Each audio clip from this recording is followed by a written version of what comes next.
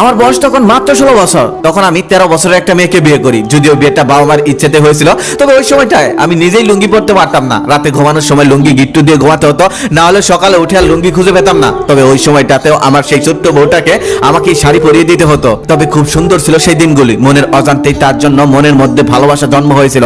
প্রথম কেউ বলতে সেই ছিল আমার জীবনে। সে ছিল খুবই ছোট্ট, হাসতো, খেলতো। ওর কাণ্ড কারখানা দেখে বাবা মা হাসতো, আমিও হাসতাম। সারাদিন হই হুল্লা করে যখন সে রাতে শুতে যেত, তখন সে কান্না করতে আর বলতো আমার মাথা ব্যথা করছে, পা ব্যথা করছে। তখন আমি তার মাথা টিপে দিতাম, পা টিপে দিতাম, আর মনে মনে ভাবতাম আমারই তো বউ, আমি ছাড়া কে তাকে সেবা করবে।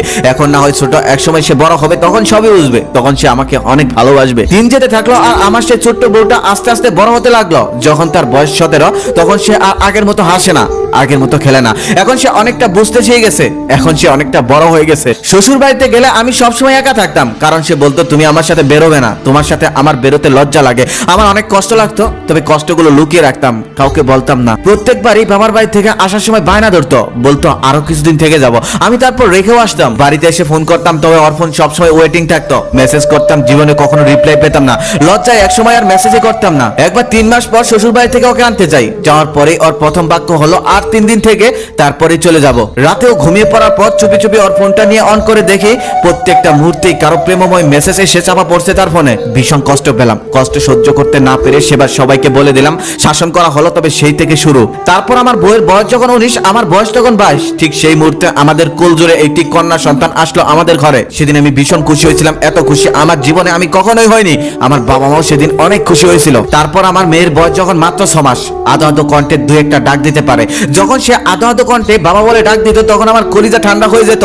তবে ততদিনও তার মা অন্য জগৎ নিয়ে ব্যস্ত। তখনও সে ফোনে অন্য কারোর সাথে কথা বলতো। আমি সব বুঝতাম, সব জানতাম। আমার সাথে করা দুর্ব্যবহারই তার প্রমাণ করে দিত, কিন্তু শুধুমাত্র মেয়ের মুখের দিকে তাকিয়ে কিছুই বলতাম না। সবকিছু হাসি মুখে সহ্য করে নিতাম। তারপর আসলো সেই দিন, যেদিন আমি স্বামী হয়ে তার দুপা জড়িয়ে ধরে কান্না করেছিলাম, ভিক্ষে চেয়েছিলাম আমার মেয়ের জন্য মা ডাকার অধিকার। আমার এখনো খুব ভালোভাবে মনে আছে, 3টা 38 মিনিটে সাইন করলাম ডিভোর্স পেপারে।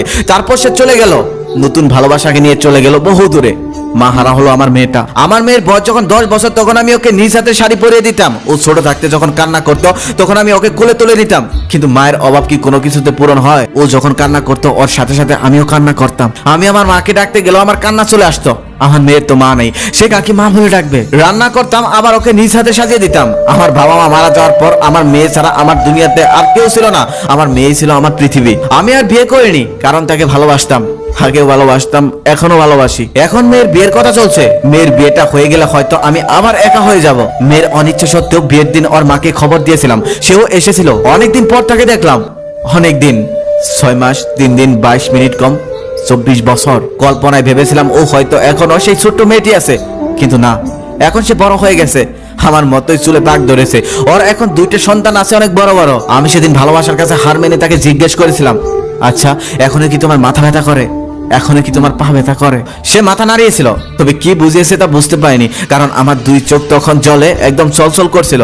কিছুই দেখতে পারছিলাম না। তাছাড়া আমার বয়স তো আর আগের মতো নেই। কিন্তু আমার মেয়ে সেদিন আমার সাথে দেখা করেনি। পর্দার আড়াল থেকে শুধু একটা প্রশ্ন ছুড়ে দিয়েছিল, আচ্ছা আমার বাবা 24 বছর কি ফিরিয়ে দিতে পারবেন? যদি না পারেন তাহলে আর কখনো আসবেন না। আমার মায়ের দরকার নেই, আমার বাবাই আমার মা। আমি বাবাকে নিয়ে প্রাউড ফিল করি। আমার মায়ের দরকার নেই, আমার কাউকে মা বলার দরকার নেই।